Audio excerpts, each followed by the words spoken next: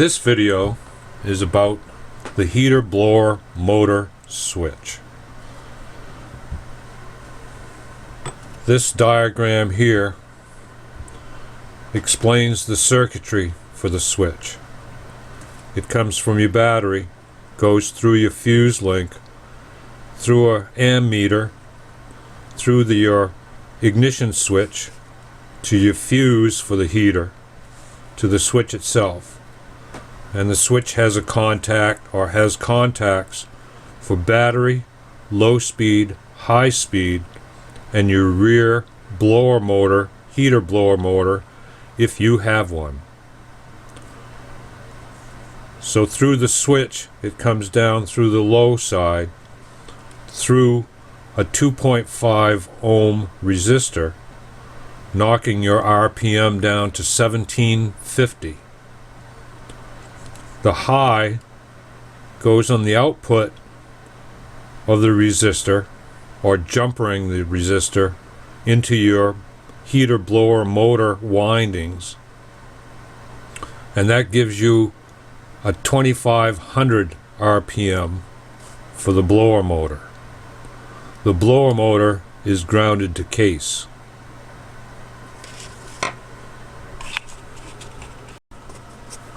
The blower motor has a connector, a 3-pin connector, male spade connector.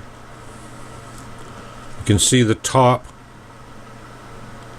is your ground. Your left-hand side pin is low speed, and your right side pin is high speed. The low speed goes into the input of the 2.5 ohm resistor through the resistor, and it is connected to your power lead going into the motor, or the high side of the motor. The high side goes right directly into the motor, and your ground is hooked to the ground lead going into the motor. Your heater switch connector is a 4-pin. On the upper right is your battery or power. Over on the left-hand upper is the low speed. The lower left-hand pin is your high speed, and your right lower pin is for your rear heater blower motor.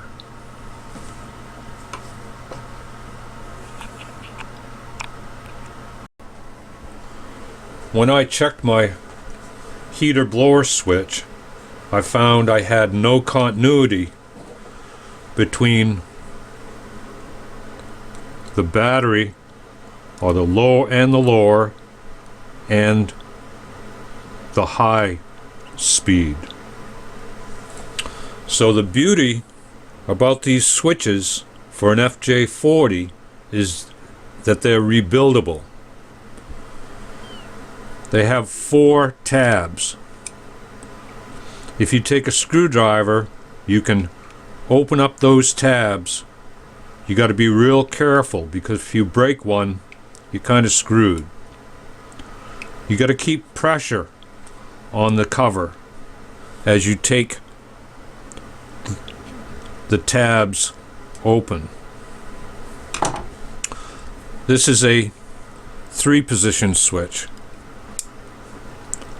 You have off, low, and high. On the back, you see these raised positions. Those are your detents. Inside, it's a groove. There's a spring and a ball bearing that fits into those grooves, giving you the detents. Inside,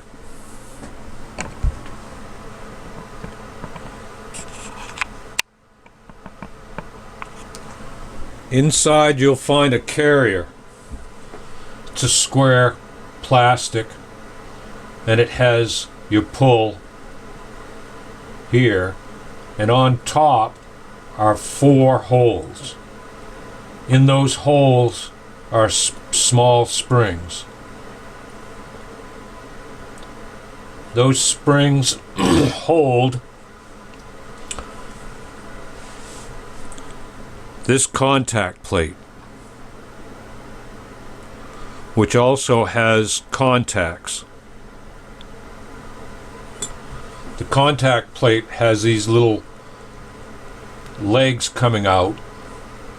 It's like this. Those legs are either large on one side and small on the other side, so that if you put it back into the carrier, you don't have to worry about whether or not you have it switched around backwards.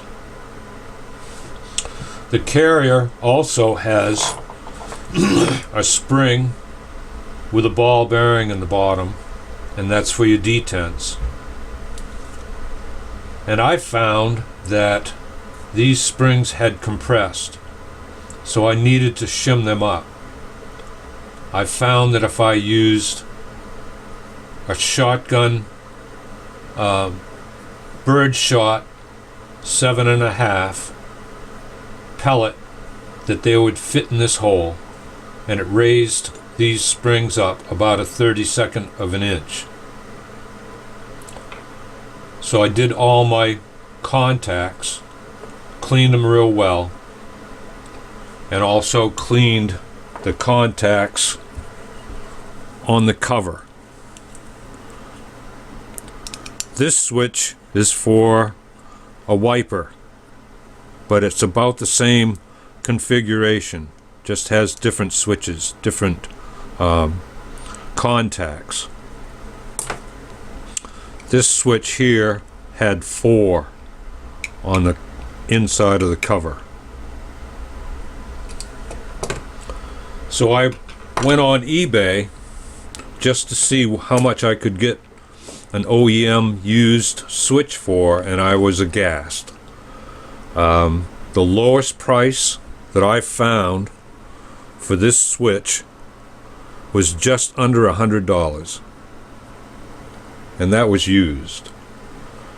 I've sold cruiser parts for about 20 years, Central Highlands cruiser parts, and I don't believe that I ever sold a switch for over $30. But nowadays, anything that has FJ40 or 50 or FJ60, 70, 80, you're gonna pay premium for even switches. I guess that's why if you see a restored FJ40, it's more like around $40,000 plus.